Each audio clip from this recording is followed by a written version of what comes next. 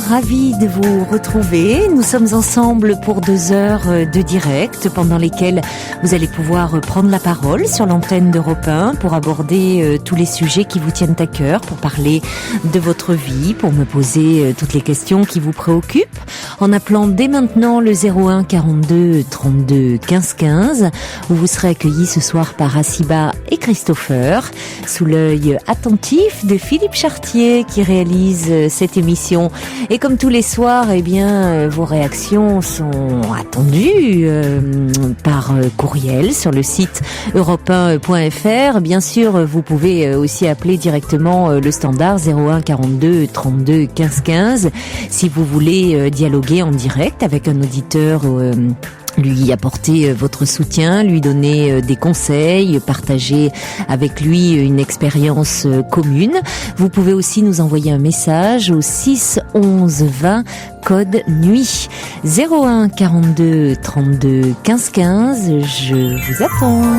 Europe 1, Caroline Dublanche. Bonsoir Nancy.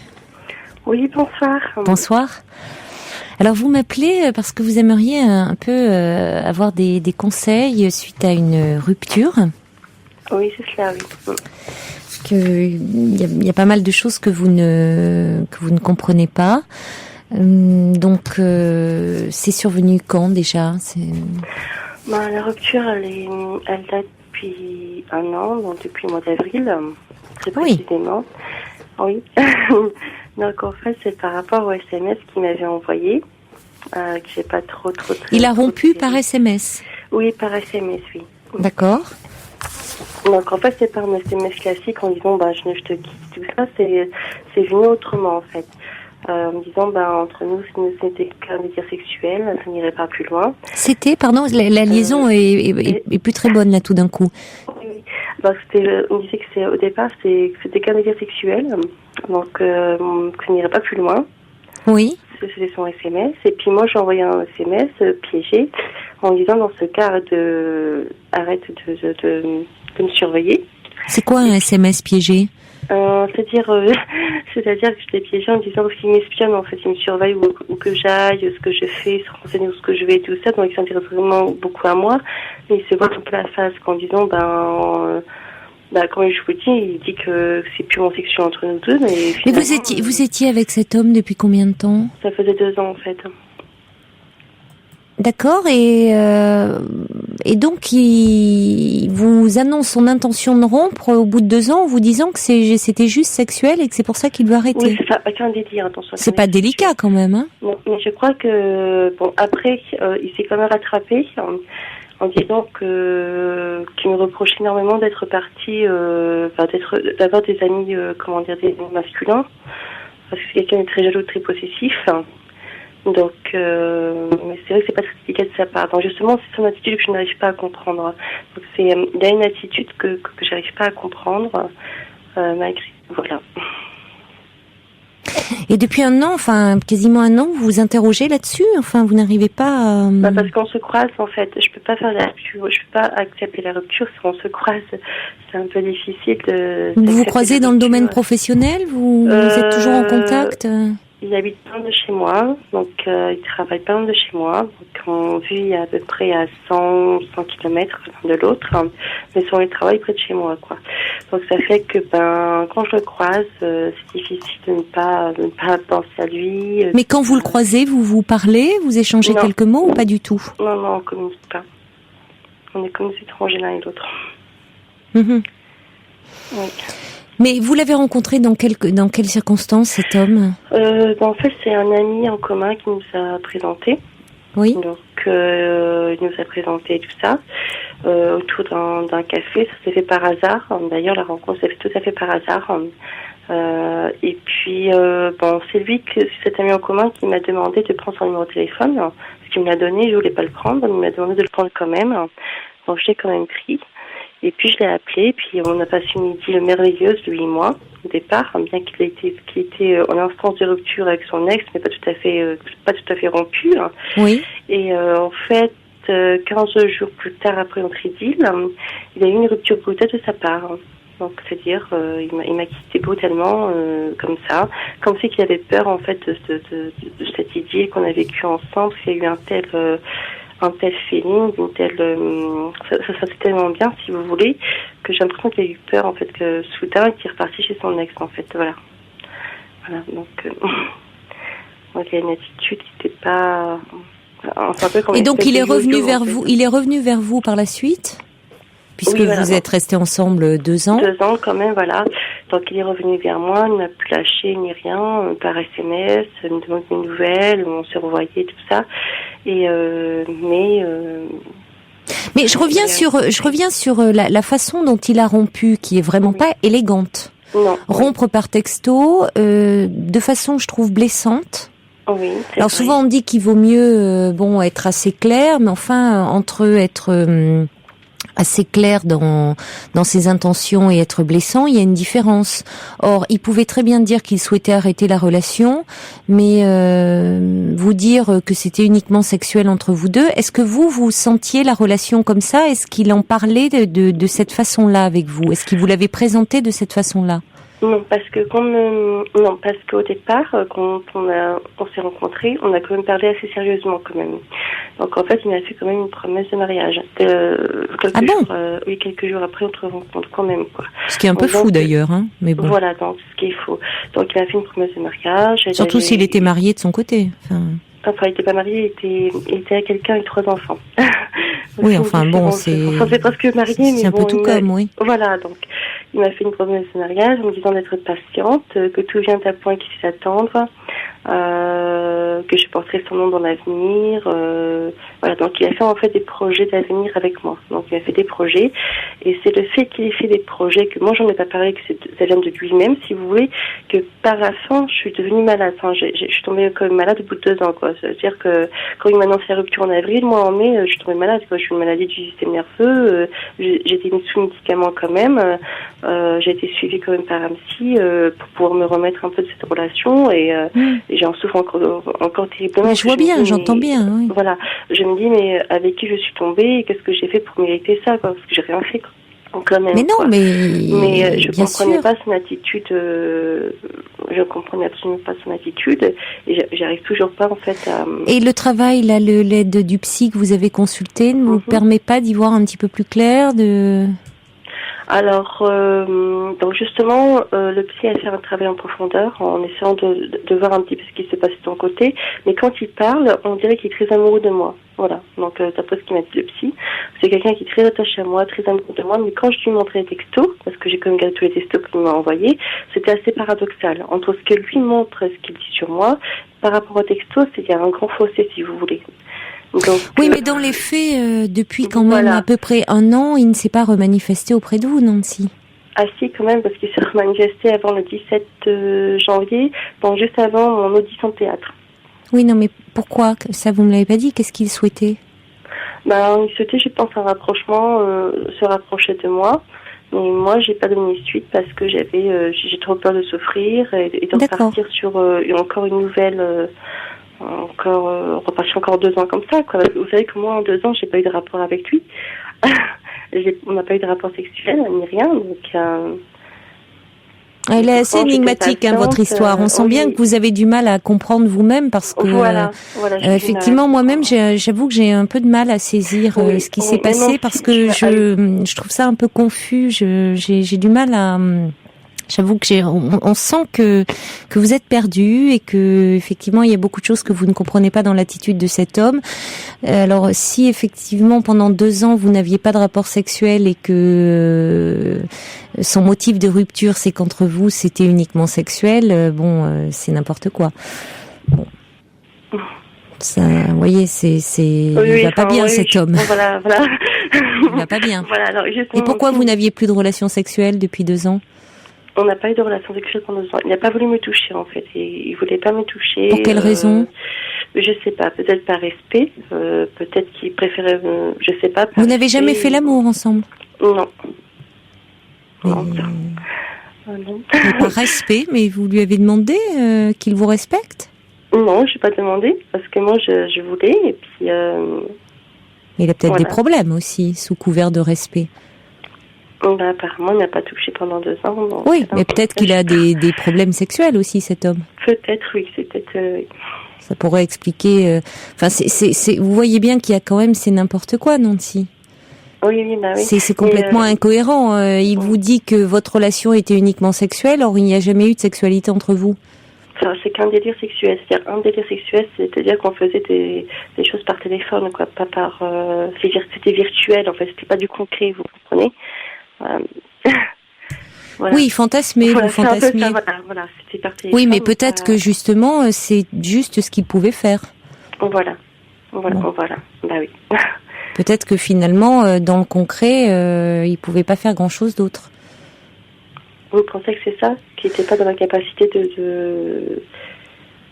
de montrer, de vouloir le faire dans le concret, qu'il était plus du coup par des virtuels. Écoutez, c'est quand même curieux, un homme qui, je sais, c'est plein d'invraisemblances. Hein. Vous rencontrez, il se projette quelques jours après votre rencontre, il vous dit tu vas porter mon nom, on va se marier. Bon, finalement après,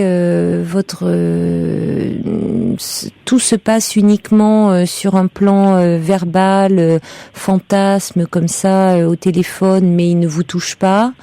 Il est pas clair, cet homme. Il a des difficultés.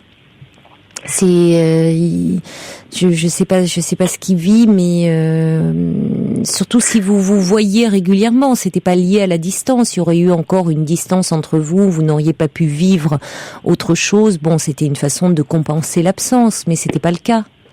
Non, c'est pas le cas. Donc lui, il avait trouvé refuge dans le virtuel. Peut-être que finalement, il fantasmait sur vous, mais il était capable de rien assumer dans la réalité. Et d'ailleurs, au bout de 2 ans, il disparaît de votre vie. Il parle beaucoup, mais il agit peu dans les faits. Voilà, c'est ça, oui.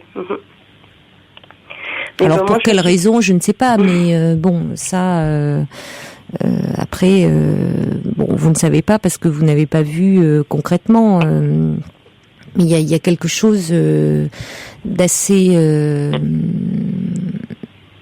particulier quand même dans sa démarche. Où finalement, il vous noie sous un flot de paroles, où il vous a un peu complètement sorcelé, fait croire beaucoup de choses, et où il vous a fait beaucoup fantasmer, ce qui est très douloureux, ce genre de relation, parce qu'il vous entraîne dans un rêve, il vous donne envie d'y croire, vous vous projetez dans beaucoup de choses.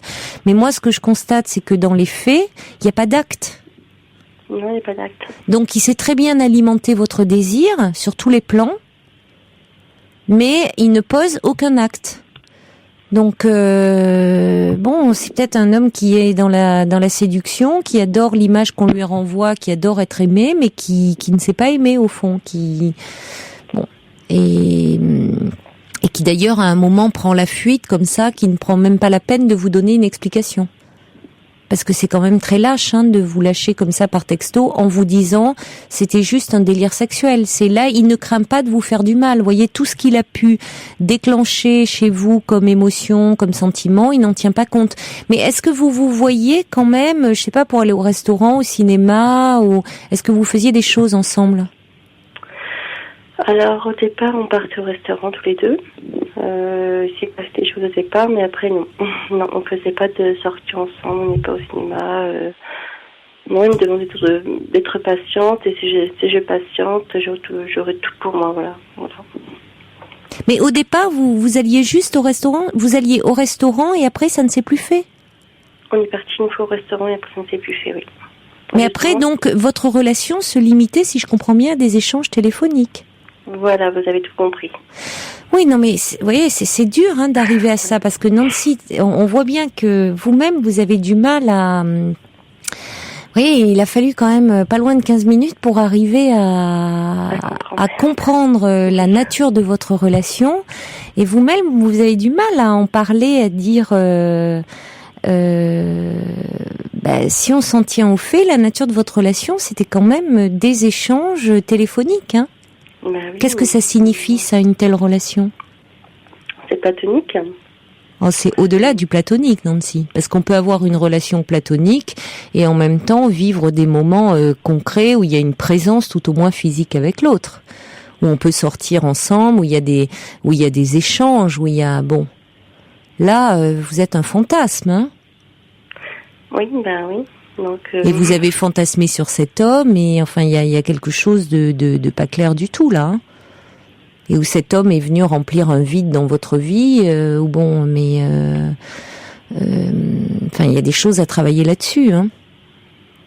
Mais cet homme, concrètement, qu'est-ce qu'il vous a apporté? Rien. Enfin, rien. Pas rien, parce que sinon, vous ne seriez pas aussi malheureuse et ça vous aurait pas plongé dans une telle souffrance quand il est parti. Il est venu combler un vide, et il vous a fait beaucoup rêver, et vous vous êtes projeté avec lui.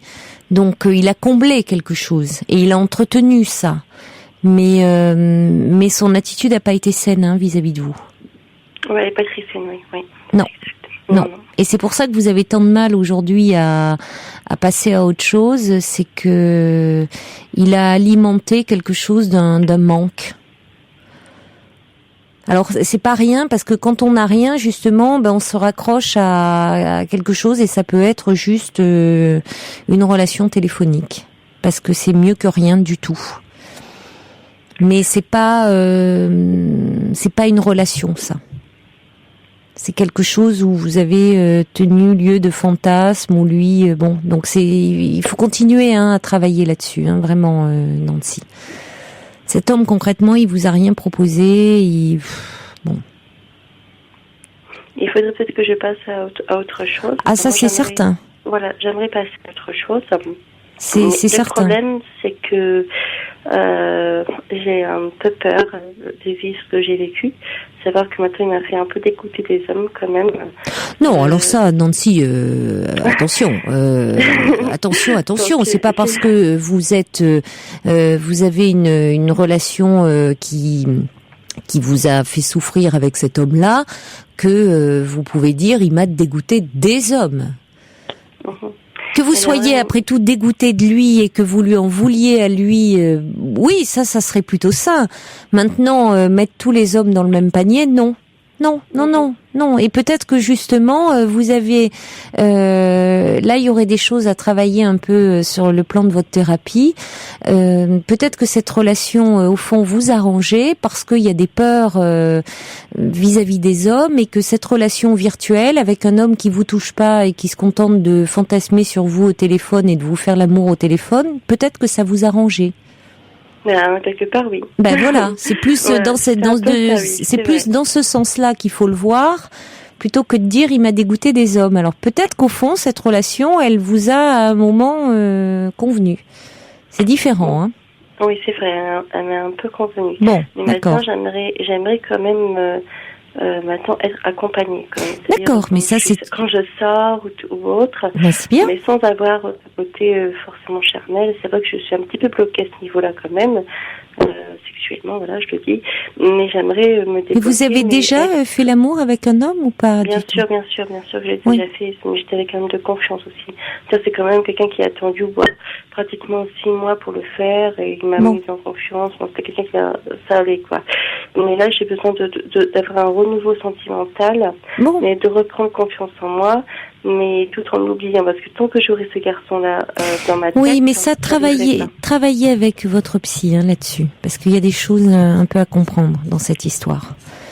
Pourquoi une telle accroche sur lui? Il est venu un peu cristalliser pas mal de manques et pas mal de peur chez vous, j'ai l'impression. Voilà. Dans les faits, c'est resté très virtuel tout ça. Mais en revanche, vos peurs, vos angoisses, vos appréhensions, certainement vos peurs vis-à-vis des hommes, votre appréhension de la sexualité, ça c'est tout sauf virtuel, Nancy. Donc le travail que vous faites sur vous va vous aider à vous libérer de vos peurs. Bon courage en tout cas, et merci de votre appel. Au revoir, Nancy. Au revoir. Pour faire toutes vos confidences à Caroline Dublanche, appelez dès maintenant le 01 42 32 15 15. Des messages qui arrivent au 611-20 pour Nancy. Sergio qui dit, mais au fond, peut-on vraiment parler d'une histoire et encore moins d'une histoire d'amour, juste un fantasme virtuel, aller-retour au concret, Nancy. Dark Vador qui dit 2 ans d'abstinence, mon Dieu, quel drôle de respect. Ce n'était qu'une histoire virtuelle et peu constructive. Et Luis qui dit, c'est dur de reconnaître qu'on s'est fait avoir et manipuler, couper les ponts et partez sur un autre chemin. Courage à vous. Et puis Christophe qui dit, voix charmante, Nancy, je serais ravie de vous entendre me parler. Voilà mon téléphone. Et Dark Vador également qui aimerait bien échanger. On communiquera vos coordonnées hors antenne. Bonsoir Borak. Bonsoir. Bonsoir. Tout d'abord, je voulais vous remercier d'avoir pris mon appel. Mais je vous en prie, vous êtes le bienvenu. Merci. Donc, je voulais vous parler de ma situation. C'est que je suis en instance de divorce. Oui. Suite à une infidélité qui a été faite. Et de la part de votre ex-femme? De ma compagne, oui. Mmh. Et là, on a un fils.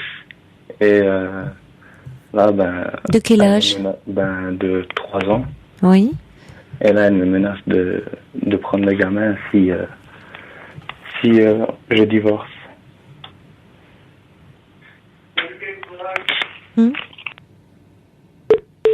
Ah, Borak apparemment a été sur son lieu de travail et c'était un petit peu compliqué pour lui de nous parler. Bon, on va essayer de voir peut-être hors antenne de le rappeler, voir à quel moment de l'émission on pourra le rappeler et qu'il puisse nous parler tranquillement.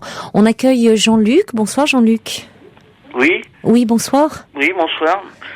Merci. Je vous remercie également de me prendre. Mais c'est moi qui vous remercie de m'appeler. Je vous dis souvent, sans vos appels, il n'y aurait pas d'émission. Oui, donc, merci à vous de votre confiance.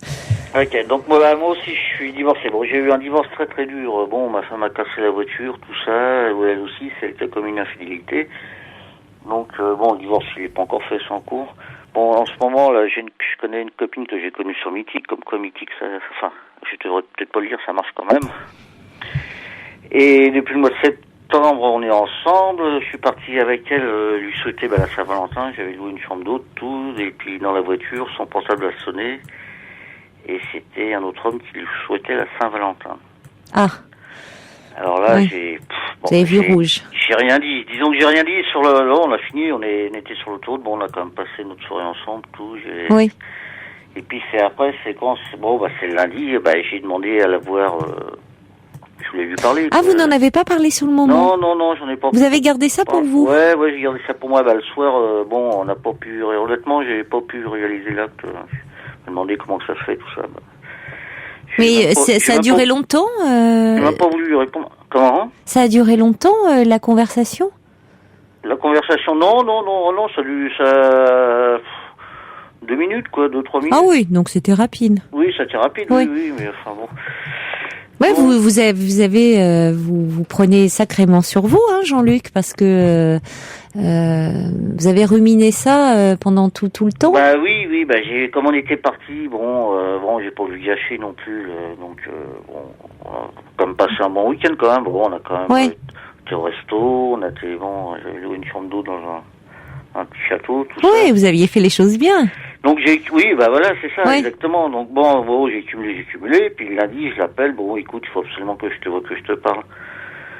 Elle devait se douter pourquoi, et puis elle m'a dit non, je suis fatigué, je peux pas. Puis j'y suis quand même allé la chercher à son train, tout. Puis je lui ai dit que j'avais pas trop apprécié quand même la Saint-Valentin, comment que ça se faisait, qu'on était 2 à lui souhaiter la Saint-Valentin, quoi. Et puis, c'est là qu'elle me dit, c'est un ami, c'est un de ses anciens amants, en plus. Mais elle me dit, non, ce n'est qu'un ami. Ce qui est possible. Ce qui est possible, peut-être que c'était une façon pour lui de chercher à relancer un peu à cette occasion-là, mais qu'elle n'est pas du tout réceptive. C'est ce que je lui dis. Mais c'est exactement ce que j'ai pensé. C'est ce que je lui dis. Écoute, c'est peut-être un ami, parce qu'ils se voient quand même régulièrement. Mais à mon avis, c'est que les sentiments, ils sont pas encore partis, quoi. C'est que les sentiments sont toujours là. De la part de cet homme? Oui. C'est possible ça, mais ça, elle n'y peut rien. Ça, oui, enfin, du fait, alors, moi, après, bon, c'est vrai qu'on se fait un peu de film, c'est ça qui est embêtant, c'est que, bon, après, comme je sais qu'il y a un mois, ils ont été au restaurant ensemble, alors c'est là qu'on se dit, est-ce qu'ils vont au restaurant, qu'est-ce qu'ils font Donc, voilà, je lui ai sorti un peu tout ça, et puis... Bon. Oh, la Saint-Valentin, par extension, on peut aussi la souhaiter aux gens qu'on aime, hein, après tout. Oui, si on va par là.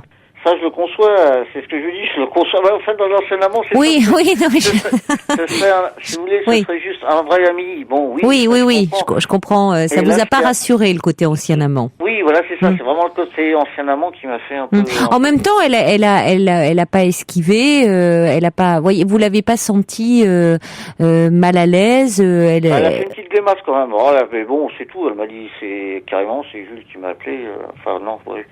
Oui, mais enfin, elle a pas cherché à vous raconter des histoires ou quoi. Elle vous dit voilà, c'est un ancien amant, bon. Non, elle m'a pas. Mais bon, et depuis, c'est froid, quoi. Oh, c'est dommage. Bah oui, c'est dommage parce que bon, moi, je l'aime beaucoup, comme on dit, et puis depuis, c'est froid. Bon, c'est vrai que. Je lui avais demandé de parler au téléphone déjà, bon, elle se braquait, elle dit non, bon, c'est vrai qu'après je lui ai dit, bon, écoute, faut absolument faut quand même que je parle, que je lui dise, quoi, qu'on en parle. Hein. Mais voyez, c'est toujours plus compliqué, je trouve, quand on en parle à froid, parce que autant, c'est dommage, ça gâche un peu, bon, c'est comme ça, hein, c'est fait, Jean-Luc, mais autant sur le moment, vous auriez, demandé, tiens, qui c'est qui t'appelle, quand vous avez compris que c'était à l'occasion de la Saint-Valentin, que c'était un homme, bon, et vous en seriez expliqué d'emblée avec elle, mais je trouve que ressasser ça et lui ressortir plusieurs jours plus tard, ça fait un peu celui qui rumine et qui, voyez, qui... oui, c'est ce qu'elle m'a dit un peu. Oui, ça n'a pas dû lui plaire, parce que ça fait un peu se dire, oh là là, je suis tombée sur un ombrageux, un jaloux qui va... Voilà, bah oui, exactement. Et ça, c'est... Alors que sur le moment... Bon, après tout, dire tiens, on est deux à te souhaiter la Saint-Valentin, c'est spontané, c'est dans le moment. Plusieurs jours après, ça fait un peu réchauffer, vous voyez, ça fait le type qui y a pensé, qui c'est. Alors maintenant, vous l'avez fait, vous lui en avez parlé. Elle s'est expliquée là-dessus. Je trouve que maintenant, il faut, c'est bon quoi. Vous n'en parlez plus. Non, j'en parle plus, non. Parce que vous n'allez pas gâcher votre histoire. Vous venez de la rencontrer, cette femme. Oui, enfin, on se connaît depuis le mois de septembre, oui, voilà. Vous n'allez pas gâcher votre histoire qui apparemment a l'air bien, a l'air belle, enfin. Bah oui, pour un ancien amant. Non. Vous vous doutiez qu'elle avait eu des anciens amants? Oui, je m'en doutais, oui, ça, tout à fait. Tout à fait, mais bon, pour moi, c'était la Saint-Valentin, c'était vraiment... voilà. Mais voyez, je reçois un message, là, au 620, qui dit « Entre amis, nous nous souhaitons la Saint-Valentin, sans qu'il y ait quoi que ce soit, que nous soyons seuls ou pas. » Donc, il y a quelqu'un qui dit « C'est sympathique, pas plus, rassurez-vous. » Il y a Sergio qui dit « Moi qui ne suis pas amoureux, je souhaite la Saint-Valentin à mes proches qui, eux, sont amoureux, sans arrière-pensée, c'est la fête des amoureux. » Bon, alors cet homme, peut-être que, je vous l'accorde, lui, il a une petite arrière-pensée et qu'il aimerait bien un peu remettre le couvert, comme on dit familièrement, et qui profite de cette occasion-là pour dire ah oui, ben voilà. Cela dit, elle, ça a pas duré très longtemps. Elle était pas après hyper mal à l'aise vis-à-vis de vous. Ça vous a pas empêché de passer un super week-end. Non, et après tout, si lui a encore des vues sur elle, elle est pas responsable de ça. Bah, il se voit, c'est ça. Ben, il se voit, oui, mais comme on peut voir des anciens amants. Oui, ouais, c'est ça, ouais. Sans pour autant, justement, parfois ce sont des anciens. Comme vous dites, et à la limite, il y a moins de risques avec d'anciens amants, parce qu'ils représentent le passé, et vous êtes dans sa vie, vous êtes vraiment son présent, et peut-être l'avenir d'ailleurs, j'espère, vous êtes la nouveauté, vous êtes voyez, enfin là, je sais pas, là, c'est un peu froid, bon, elle me dit qu'elle a besoin de recul, donc... Oui, parce à mon avis, elle a pas dû apprécier que vous lui ressortiez ça, parce que elle doit dire, zut, on avait passé un super bon week-end, et voilà qui me ressort ça à froid. Ça, voyez, je comprends. Je m'excuse depuis, si vous voulez. Bon, vous avez bien fait. Vous avez bien fait de dire bon. Je me suis sentie un peu, voilà, je tiens beaucoup à toi et ça m'a perturbée. Mais maintenant, il faut plus en reparler. Non, j'ai envie d'en parler, mais bon, je sens que c'est un peu froid. Bon, enfin, on se voit comme demain, donc... Oui, mais n'en reparlez plus. Ou alors peut-être juste pour lui dire, je voulais pas te blesser, mais c'est moi qui j'ai eu un petit coup de je suis désolée, je me suis un peu fait un film, je me suis un peu emballée, voilà. Et puis c'est terminé, on passe à autre chose. C'est ce que je lui ai dit. Bon, alors si vous lui avez dit, c'est bon. C'est bon. Si c'est bon. Enfin, je sais pas de son côté, moi je suis pas dans sa tête, mais c'est bon dans le sens, c'est pas la peine d'y revenir, vous allez pas non plus vous excuser un milliard de fois. Je lui ai dit que j'étais désolé, bon, je vais voilà. faire un bouquet de fleurs, tout ça. Bon. Non, parce que elle peut avoir peur, voyez, que vous soyez quelqu'un d'hyper jaloux et qui... Il n'y avait pas eu ce côté amant, bon, je veux dire, bon, c'était pas grave, entre amis, oui, voilà, c'est ça, mais ce qui m'a fait... Oui, mais elle a été honnête, Jean-Luc. Elle aurait pu vous dire, c'est un ami. Oui. Vous voyez, je reçois un message de Ninon qui dit c'est sûrement vrai que c'était un ex, elle n'aurait pas décroché, en plus elle est honnête, donc ayez confiance en elle et prouvez-le lui.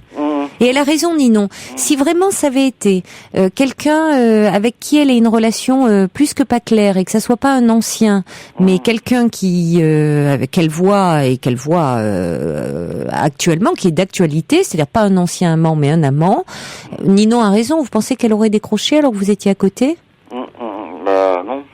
Franchement, c'est plutôt délicat comme situation. Donc là, elle décroche, elle lui répond 2 minutes. Vous lui en parlez. Ça n'a pas dû lui faire tellement plaisir, mais parce qu'elle a dû dire oh là là, pourquoi il m'en parle plusieurs jours après, pas sur le moment. Ça a dû un peu l'ennuyer, pour ne pas dire plus. Et mais elle vous répond avec beaucoup d'honnêteté. Donc moi, je trouve que dans son attitude, c'est franc du collier, quoi. C'est voilà.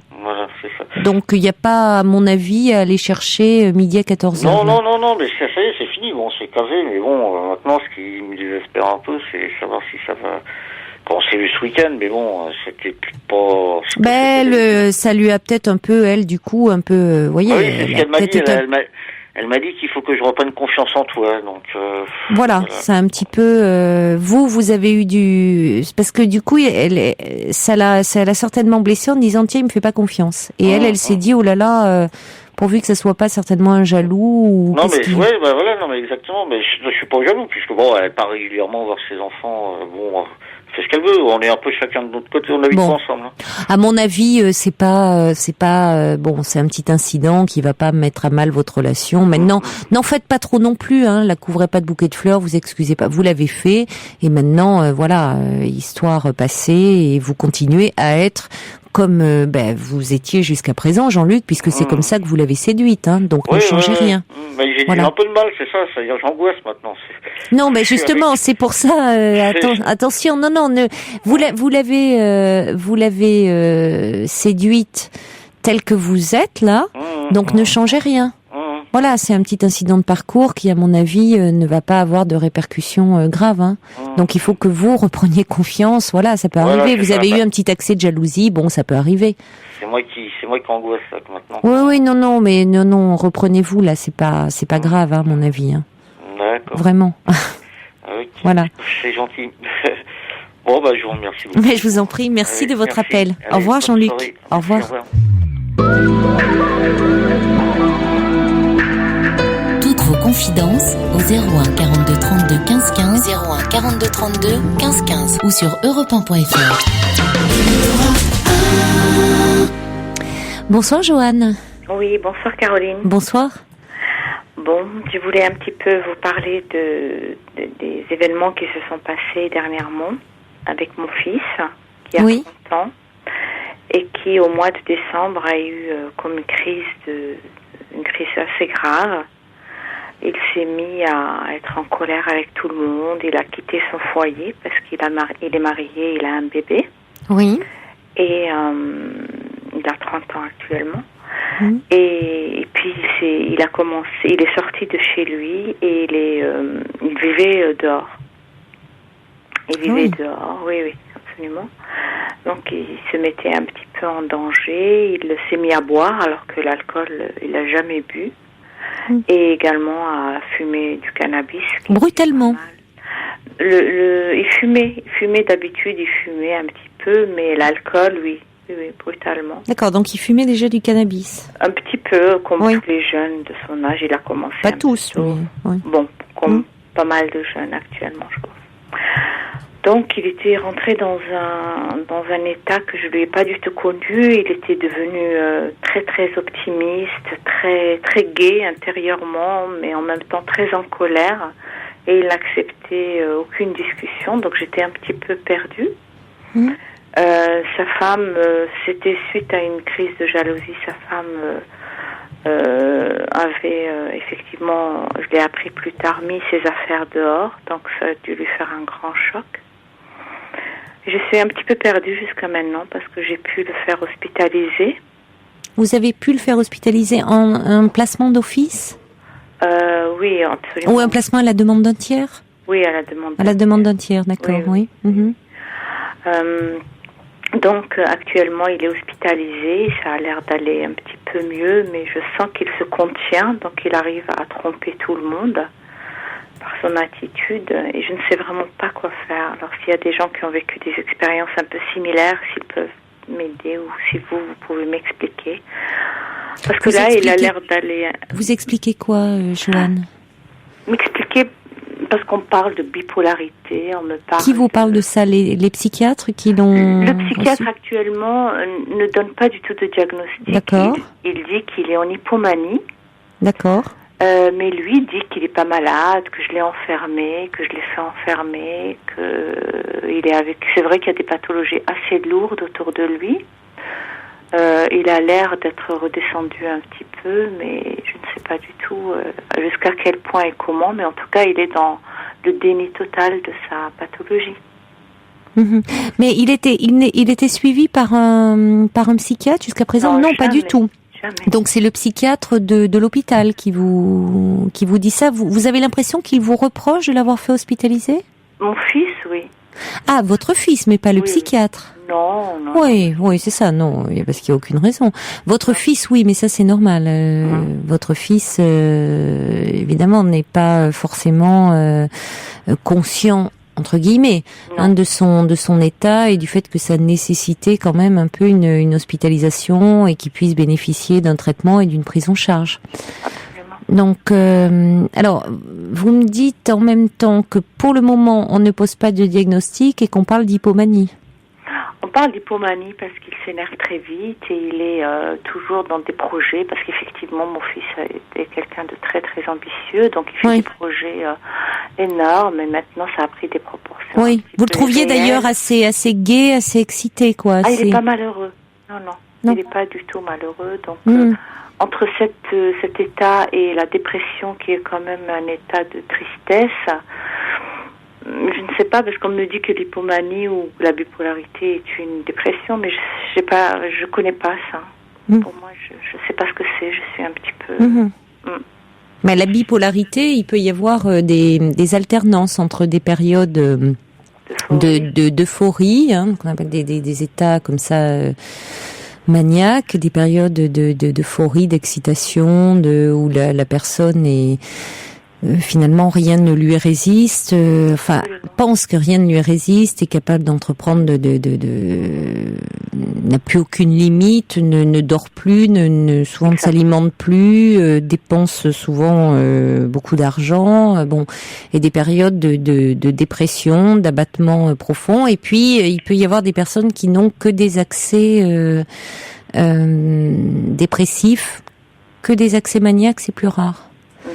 Donc, pour le moment, il reste prudent, semble-t-il, sur le diagnostic, parce que, et ça peut se comprendre, on pose pas comme ça... Oui, ça fait 5 semaines seulement. Voilà, c'est récent, c'est difficile de voir, on voit un petit peu surtout ce type de maladie dans le temps, comment ça évolue. Ça peut être un épisode... consécutif à un événement, ça peut être, voyez, ils attendent peut-être avant de porter un diagnostic, de voir comment les choses vont un petit peu évoluer. En tout cas, ça montre que les symptômes qu'il présentait nécessitaient une prise en charge et que vous avez bien fait de le faire hospitaliser, Joanne, parce que si c'est... Mais non, c'est ça. C'est-à-dire que vous pouviez pas le laisser comme ça. Vous voyez bien que de toute façon, quelqu'un qui a une vie stable, qui a un foyer, qui est marié, qui a un bébé, et puis qui brutalement quitte tout pour aller vivre dans la rue. C'est quand même cette marginalisation subite qui, bon, alors il fumait du cannabis, mais de façon, on peut penser ponctuelle ou peut-être bon. Non, pendant sa crise, il en fumait de façon. Oui, mais ça, j'imagine que là, il s'est mis à fumer beaucoup plus. Alors, ça peut provoquer des accès. On sait que c'est jamais anodin. C'est pas un produit anodin, de toute façon. Ça peut provoquer, si déjà il y a une certaine fragilité aussi, c'est ça. Ça modifie son comportement, mais de tout.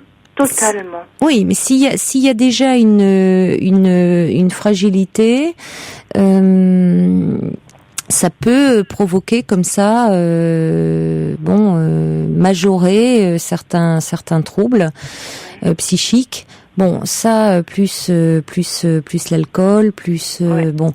Alors, de toute façon, un traitement va stabiliser son humeur et puis il va, à la suite de son hospitalisation, on va pas le laisser comme ça dans la nature. On va lui proposer une prise en charge, c'est-à-dire un endroit où il va pouvoir continuer à l'issue de cette hospitalisation à être pris en charge, pouvoir parler, accompagner et avec un traitement. C'est-à-dire que pour voir un petit peu comment il réagit déjà au traitement et comment il évolue. Il y a beaucoup de gens qui vivent aujourd'hui avec une bipolarité bien et qui sont tout à fait stabilisés, c'est-à-dire qu'ils n'ont plus ces brusques changements d'humeur.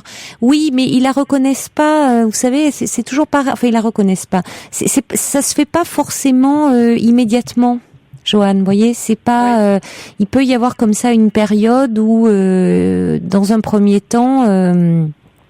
Il n'accepte, il refuse.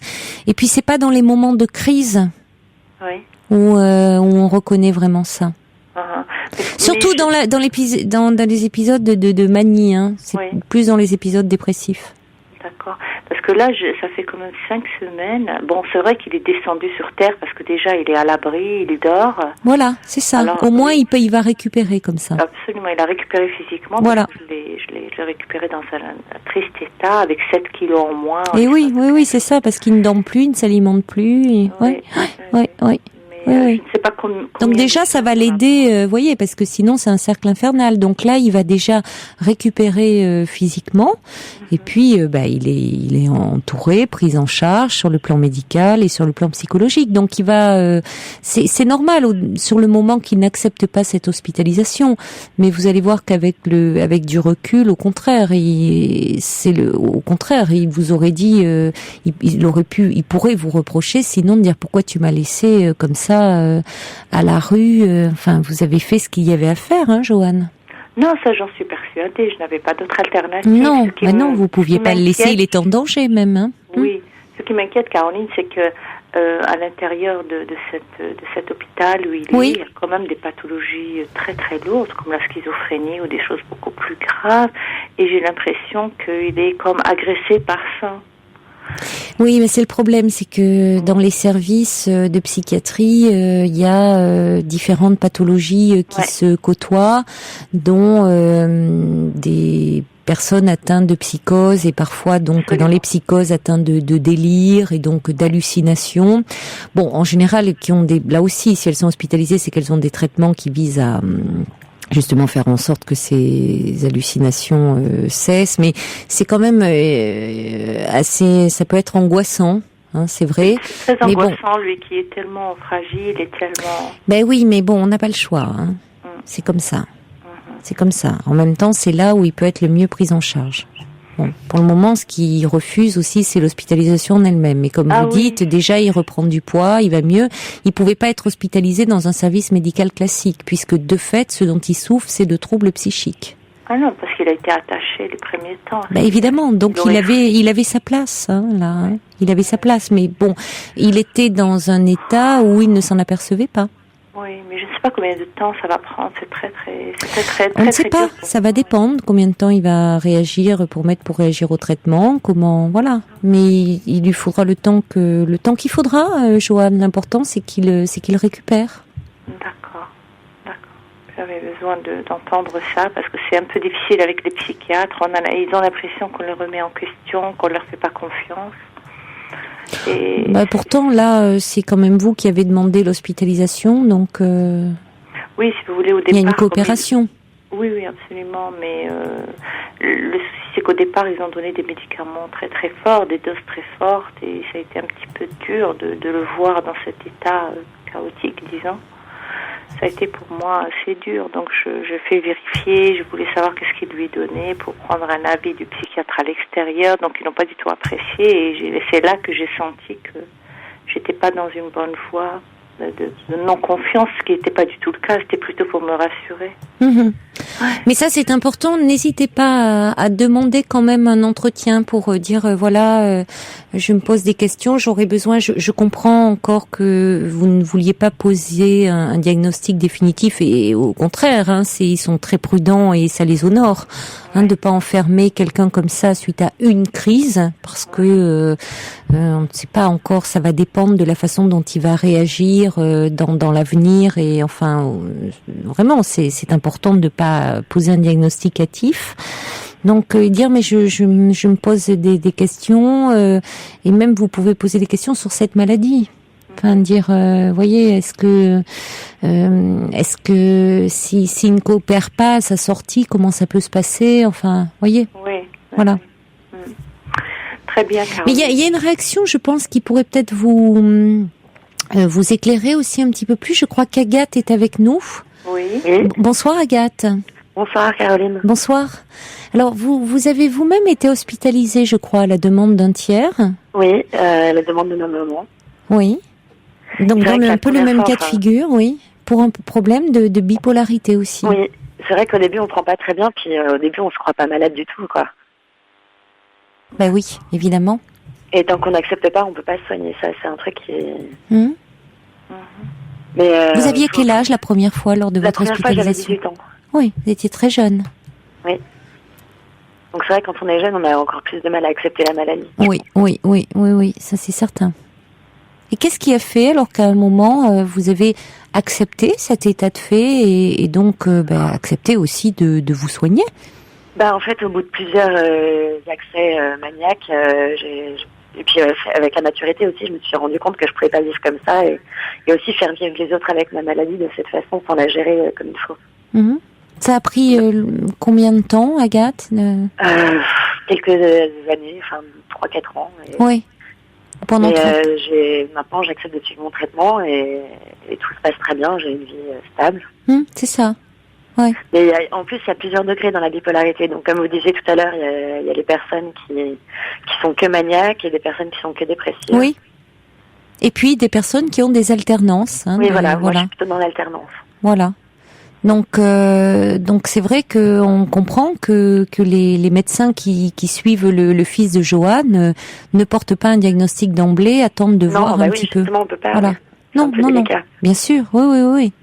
Oui, ils sont prudents, ils vont voir comment ça évolue, et on comprend aussi, d'autant mieux avec votre témoignage, Agathe, que dans un premier temps, surtout dans un moment de crise, lui, il ne se sent pas malade. Non, puis ça fait peur parce que c'est pas connu comme maladie, et puis on en parle quand même beaucoup. Les maladies psychologiques font surtout plus peur que les maladies physiques en général. Oui, vous avez raison. Ils sont moins bien comprises. Oui, ça fait toujours peur. Une confrontation réelle et directe à la maladie. Oui, ça fait toujours peur. Alors il y a Louise aussi on parlait des effets parfois du cannabis à forte dose. Je reçois un message de Louise qui dit: mon mari a fait une bouffée délirante suite à du cannabis, a été hospitalisé en hospitalisation à la demande d'un tiers. Nous pouvons discuter. Louise, vous pouvez appeler le 01 42 32 15 15 si vous voulez qu'on transmette vos coordonnées, ou nous laisser un petit message avec vos coordonnées téléphoniques, et on transmettra à Joanne. Merci beaucoup, Agathe, de votre appel. L'important, c'est qu'aujourd'hui, vous alliez mieux. Et c'est très encourageant, parce qu'effectivement, il y a des traitements aujourd'hui qui stabilisent bien l'humeur. Oui, il y a comme vous dites, traitements, et il y en a aussi sans effet secondaire, parce que souvent, il y a quand même des effets secondaires indésirables. Et on peut avoir une vie tout à fait normale. Merci. Et bon courage à vous, Joanne. Merci beaucoup. Merci. Au revoir. Merci. Au revoir. Caroline Dublanche.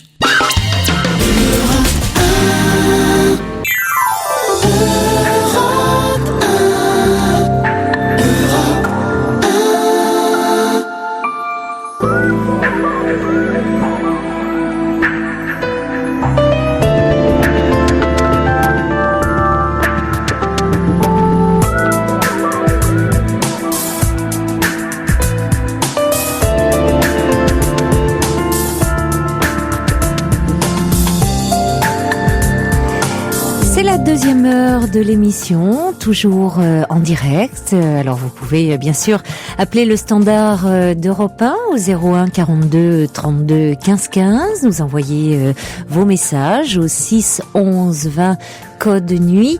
Pas de mail ce soir, je suis désolée, ça fonctionne pas. On essaie de faire notre possible pour que ça remarche d'ici la fin de l'heure, mais c'est pour ça que je n'en ai pas lu depuis le début de l'émission, parce que on a un petit souci. Voilà, on accueille maintenant Mehdi qui est avec nous. Bonsoir. Bonsoir madame. Bonsoir Mehdi. Bonsoir. Alors vous êtes avec une jeune femme depuis depuis un petit moment, c'est ça ? Oui, voilà, en fait, je suis avec une jeune fille que j'apprécie énormément. Oui. Mais le petit problème, c'est que vous avez oublié de lui fêter la Saint-Valentin. Exactement. Et elle a mal pris. Voilà, c'est entre autres un des problèmes. Donc en fait, je l'ai connue, ça fait un petit moment, et moi, étant donné que j'ai jamais eu de relation sérieuse, j'ai un peu du mal à m'y prendre dans tout ce qui est fête d'amoureux, quoi. Oui. Jusque-là, vous l'avez jamais fêté, enfin, vous n'y prêtiez pas je l'ai jamais fêté, pour moi, ça n'avait aucun sens, ce truc-là. Oui. Et pour elle, si, visiblement. Voilà, apparemment, c'est ça. Le problème, c'est que elle m'en a parlé qu'une semaine après. Ah, elle vous l'a pas dit sur le moment? Non, elle me l'a pas dit sur le moment, et elle m'a reproché plein d'autres trucs avec. Et oui, tant qu'à faire, tout est sorti. Et vous l'aviez vu, puisque comme c'était un week-end, un samedi, vous l'aviez vu ce soir-là? Non, je l'ai pas vu, j'ai ça. Oh là là, elle a dû ronger son frein, ça a dû être terrible. Elle a tout préparé, en fait. Elle avait acheté, elle avait tout préparé. Elle avait tout. Dîner sympa, vraiment le truc, la totale. Hein. Dîner sympa, elle avait acheté des petites tenues coquines et tout. Elle avait tout préparé. Elle pensait et en plus, ça me parle. Vous avez dû vous mordre les doigts de louper tout ça, Mehdi. Non, vu que ça s'est compensé. Bon, c'est bon. Après. D'accord, mais c'est l'essentiel. Voilà. Mais pourquoi elle vous a pas appelé alors? Vous lui avez pas dit? Parce qu'en fait, le souci, c'est qu'elle m'en avait parlé. Elle me parlait de cette date, en fait. Ah. Mais moi, je pensais que ça avait une valeur sentimentale. Et je faisais pas allusion à la Saint-Valentin. Mais elle vous avait dit, elle vous avait parlé du 14 février, mais elle vous avait pas dit c'est la Saint-Valentin et je voudrais qu'on fasse quelque chose. Exactement. Elle pensait plutôt que moi j'étais au courant et comme je suis quelqu'un de spontané, c'est-à-dire je peux autant je serai peut-être pas là, mais le jour où je serai là, elle s'y attendra pas, quoi. Et elle pensait que j'allais être aussi spontané ce jour-là, mais apparemment, elle s'est trompée. Et c'est surtout moi, je me suis trompé. Alors, je comprends pas, parce qu'elle vous avait parlé de ce jour où apparemment, elle vous avait dit qu'elle vous réservait une surprise et vous n'étiez pas là. Elle m'a pas dit qu'elle réservait une surprise, mais elle me parlait de cette date. Elle me disait le 14, tu seras peut-être là et tout. Et il se trouve qu'en plus, manque de chance, vous n'étiez pas là. Exactement. Ouais. Le comble, c'est que ce soir-là, j'ai accompagné un ami. C'était pas le soir, c'est dans la journée, c'est journée du vendredi en fait, vu que c'était samedi. Et donc j'ai accompagné un ami qui a acheté un bouquet de fleurs pour sa copine. Et alors vous n'avez pas percuté? Ah, j'ai pas percuté en fait. Oui, donc. J'ai pas percuté. Ouais. Bon. Et en fait, moi, quand elle m'a demandé ce que j'avais fait la veille, à Valentin, moi, je lui ai juste dit, j'ai accompagné un collègue qui allait acheter un bouquet de fleurs pour l'offrir à sa copine. Oh là là, en fait, oui. Moi, voilà, donc ça l'a pas fait du tout en fait. Voilà. Alors peut-être, vous voyez, je reçois un message de petite Sarah qui dit, dites-lui que pour vous la Saint-Valentin c'est tous les jours, pas besoin de date. Voilà, il faut récupérer les choses comme ça. Pour vous, dites que c'est vrai. Que vous voulez pas, je sais pas, vous pouvez dire que pour vous maintenant c'est une connotation un peu trop commerciale et tout, que vous ne vouliez pas. Enfin, c'est même pas ça à la limite. Vous vous embrouillez pas. Dites-le comme vous me l'avez dit, c'est-à-dire que vous ne donnez pas de signification particulière à ce jour-là parce qu'il n'y a pas un jour à arrêter sur le calendrier pour fêter l'amour, que c'est un petit peu tous les jours. Maintenant, ça veut dire qu'il faut être à la hauteur. Mehdi, est-ce que vous êtes quelqu'un d'attentionné vis-à-vis d'elle? Ah, je sais être attentionné quand il le faut. D'ailleurs, elle s'en plaint pas. Mais le souci, c'est que, étant donné qu'elle m'en a parlé qu'une semaine après, en fait, et qu'elle m'a demandé justement, et moi j'y avais pas pensé du tout. Franchement, ça me venait pas à l'esprit. Et elle m'a demandé ce que j'avais fait le vendredi. Moi, le fait de lui parler de ce que j'avais fait, c'est-à-dire accompagner un collègue et tout, elle s'est peut-être imaginée qu'en fait j'ai offert un bouquet de fleurs à une autre femme. Donc je suis allé voir autre part. Donc elle se fait des films en fait. Ah, elle est jalouse. Elle pense que c'est pour ça que vous n'étiez pas là, que vous étiez peut-être avec quelqu'un d'autre. Voilà, donc c'est un peu confus, le fait de pas connaître Saint-Valentin, de pas le faire, de deux, si j'ai accompagné ce collègue à acheter un bouquet de fleurs, pourquoi j'aurais pas pensé, ou bien pourquoi j'ai pas tilté moi aussi pour lui offrir un bouquet de fleurs, et qui plus est, il y a plein d'éléments comme ça qui font que, en plus de... Elle est blessée, quoi, elle est vexée. Voilà, elle est vexée. Bon, ça peut se récupérer, à mon avis. Hein. Ça sème le doute, en fait. Ça sème le doute. Bon, mais parce qu'elle est déçue, elle avait préparé. Ouais, pour elle, c'est très important. Voilà. Et elle a l'impression... Et en revenant à ce qui s'était passé tout à l'heure avec Jean-Luc, parce que lui, c'est à peu près le même truc, mais en fait de l'autre côté, quoi. C'est-à-dire, c'était à Saint-Valentin, bon, c'est un autre problème. Alors, Jean-Luc, lui, précisons pour ceux peut-être qui prendraient l'émission en cours, c'est qu'il avait au contraire tout prévu. Voilà, exactement. Bon, pour s'adulciner, et que ce jour-là, il y a un autre homme qui a appelé, et c'était un ancien amant. Voilà. Voilà, exact. Bon. Et là où ça fait mal, c'est que elle a reçu les Saint-Valentin venant de la part d'une de ses copines, qui justement a des vues sur elle. Donc c'est d'autant plus, c'est d'autant plus confus. Donc elle était d'autant plus, oui, perturbée. Vous ne l'appelez pas, et elle a une de ses anciennes amies, enfin une de ses amies qui l'appelle pour se déclarer. Bon, quel Saint-Valentin. Ouais, c'est un peu le bazar. C'est un peu le bazar, mais là je suis un peu perturbé, je sais pas comment. Mais heureusement qu'elle a pas poussé la vengeance jusqu'au bout, parce qu'elle aurait pu passer la soirée avec cette amie et vous tromper avec elle. Vous imaginez, vous seriez encore plus perturbé. Mais c'est là où ça devient un peu plus bizarre, c'est que étant donné qu'elle me parle souvent de cette fille-là. Oui. Mais moi j'aime bien la fille avec qui je suis, je me sens bien. C'est-à-dire, étant donné qu'elle a des petites vues sur elle, je me suis dit bon, ça serait pas mal de faire un petit truc à trois, une petite soirée, quoi. Ah oui, évidemment, ouais. Et ça, en fait, ça rajoutait une couche, en fait. Mais vous lui en avez parlé? Ouais, j'en ai parlé. Et comment elle a réagi? Au début, elle croyait que c'était une petite blague. Oui. Et après, bon, apparemment, vous savez, il suffit de savoir s'y prendre et on peut arriver à ses fins. Mais bon, c'était pas... Attention, pas forcément, hein. Ah ouais. Pas forcément, Mehdi, parce que c'est peut-être pour ça, vous voyez, que là, elle fait un petit pic de jalousie.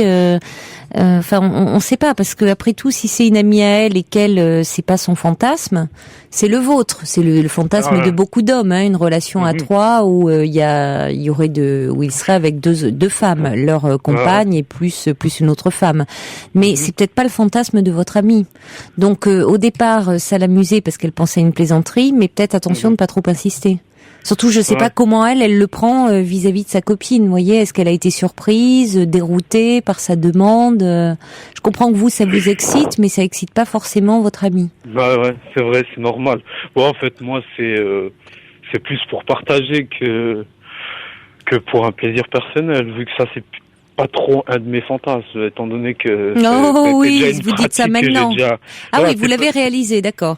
Mais bon, pour partager, en même temps, c'est peut-être pas le fantasme de votre amie, hein. Je sais pas. Ouais, c'est vrai.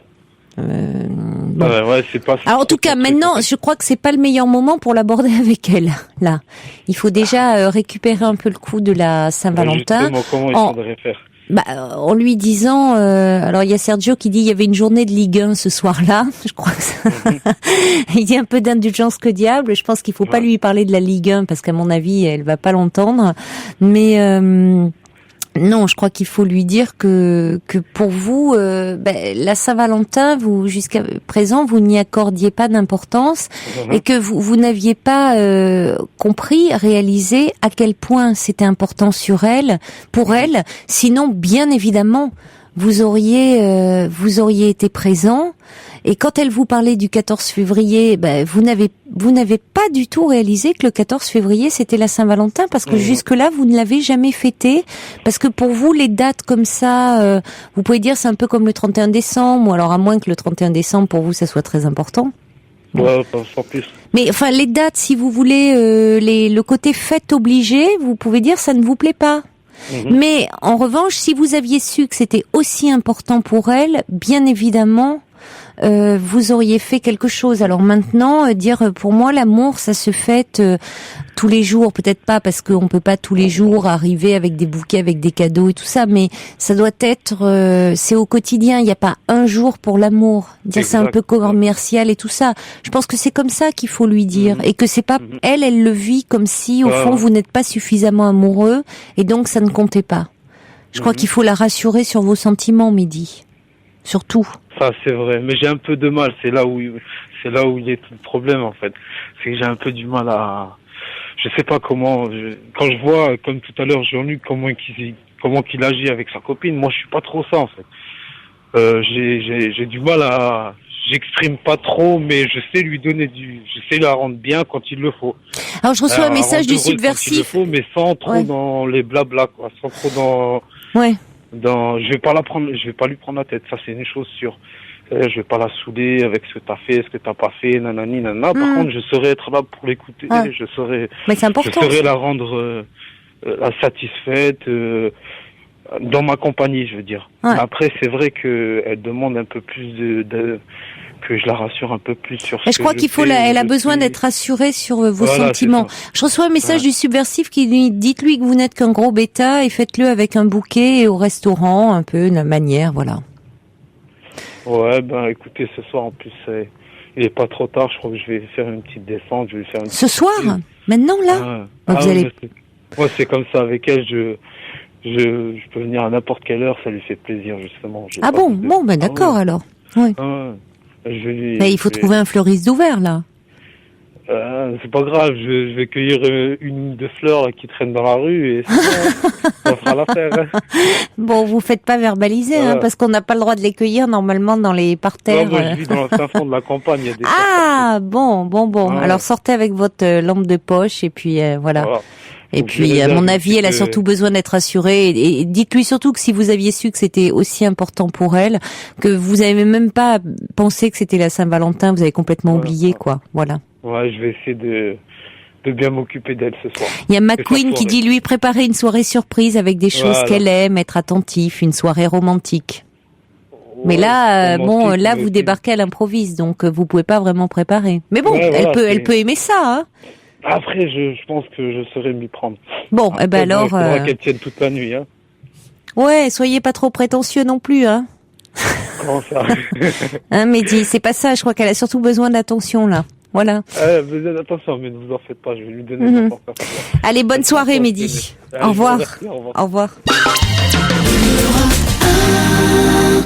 Il y a Annie qui m'envoie un petit message au 611-20 en disant « J'ai toujours trouvé la Saint-Valentin mièvre et stupide et malgré la crise, on cède toujours à la consommation. » Oui, d'ailleurs, cette année, il paraît que les ventes ont explosé sur les sites coquins notamment.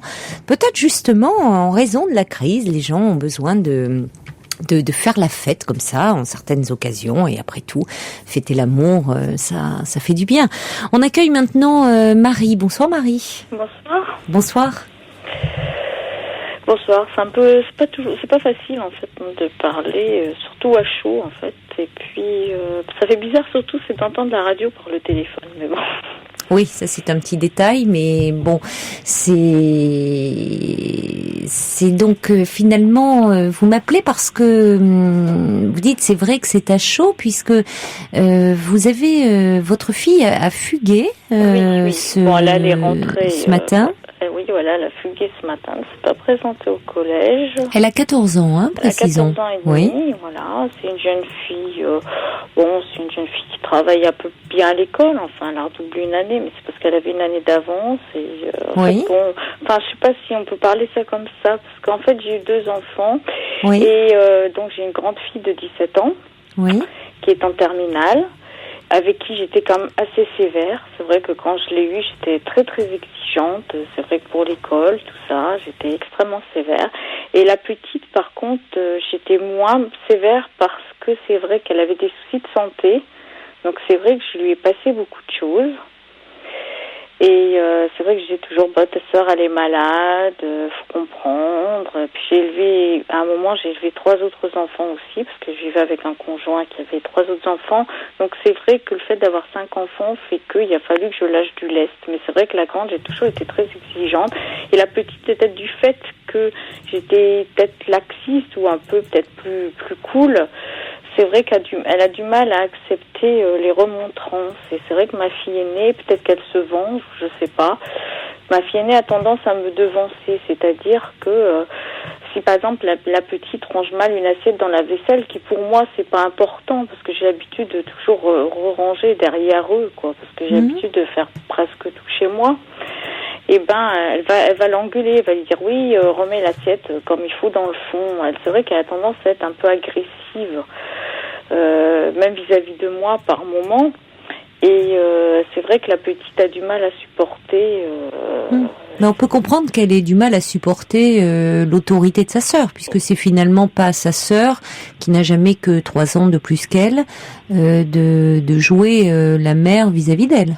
Oui, elle n'a pas à tenir ce rôle-là. Alors ça peut s'expliquer parce que vous dites que vous n'avez pas eu du tout la même attitude vis-à-vis de votre fille aînée que vis-à-vis de votre deuxième fille. Donc il y a de la rivalité là. Hein. Votre fille aînée, En fait, elles sont rivales l'une vis-à-vis de l'autre. Oui, mais ça c'est un peu inévitable. Mais c'est vrai que c'est pas votre fille aînée de vouloir jouer comme ça un rôle d'autorité vis-à-vis de sa sœur. Mais revenons à cette fugue. En fait, qu'est-ce qu'elle a fait? Comment elle en parle? Qu'est-ce qu'elle en dit? En fait, ce qui s'est passé hier soir, c'est que moi, à un moment, en fait, j'habite dans un appartement, on a un HLM, donc faut expliquer, c'est vrai que le bruit s'entend très facilement, quoi. Et j'ai une télé dans le salon, une télé dans le couloir, et le couloir donne aux chambres et contigu aux chambres. Et la petite regardait King Kong, c'est un film qui est assez bruyant, et le son de la télé était assez élevé. Oui. Et moi, j'ai été la voir une première fois. Je lui ai dit, tu voudras bien baisser le son, s'il te plaît, de la télévision. Et n'oublie pas d'aller te coucher parce que demain, tu as école. Puisque chez nous, c'était les vacances. Oui. Et ah oui, c'était la reprise là du collège. D'accord. Voilà. Et à un moment, moi après je suis retournée dans ma chambre à mes occupations et la grande est arrivée, elle m'a dit moi je ne peux pas dormir, j'entends trop la télé et elle a dit à sa sœur baisse la télé. Oui. Et après elle est venue me voir, elle m'a dit oui, moi je peux pas dormir, j'ai travaillé 11 heures de suite parce que ma grande est en terminale, donc elle passe le bac cette année. Oui. Quoi, et pour elle ça lui tient à cœur, quoi.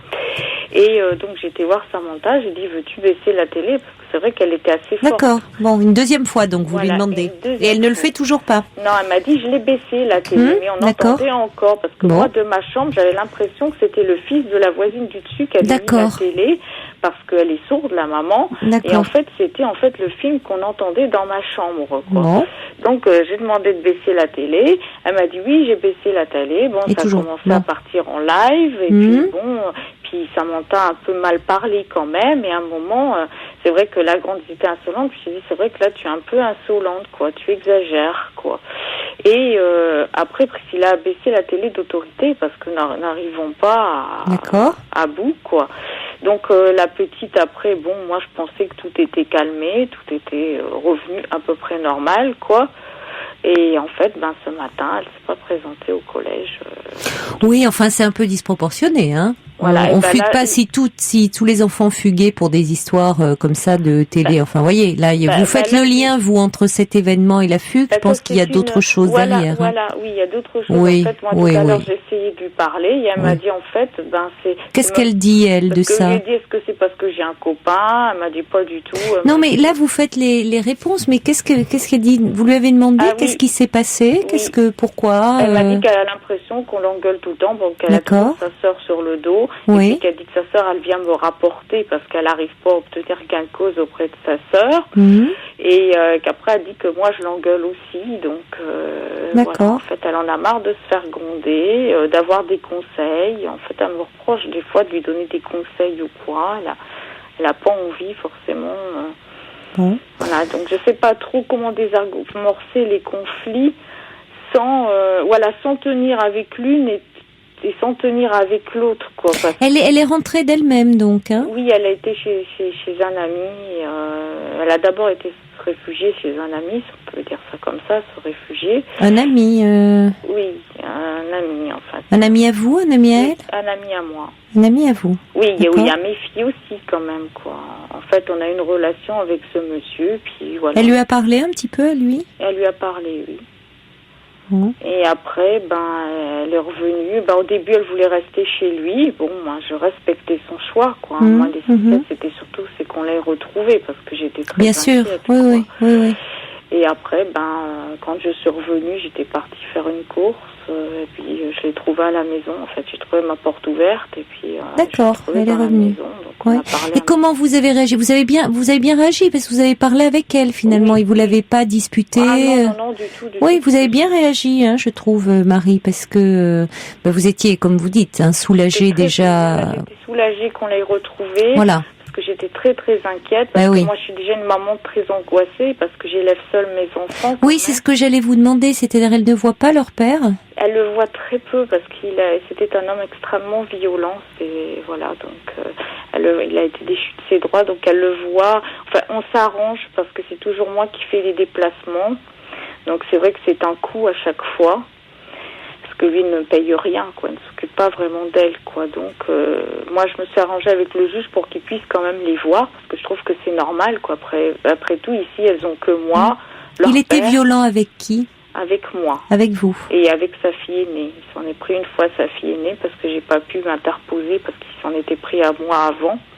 Donc, voilà, quoi. Il a fallu que je parte, quoi. J'avais pas le choix, quoi. Voilà. Donc je les élève seules, donc c'est vrai que je suis une maman angoissée. C'est vrai que moi, si elles sont 5 minutes en retard, pour moi, ça y est, j'ai tout de suite peur de tout, quoi. Donc là, l'école m'a appelée, me disant de ne s'est pas présentée au collège. Donc là, j'ai paniqué tout de suite, quoi. Oui, il y a de quoi, cela dit, là, pour ça se comprend.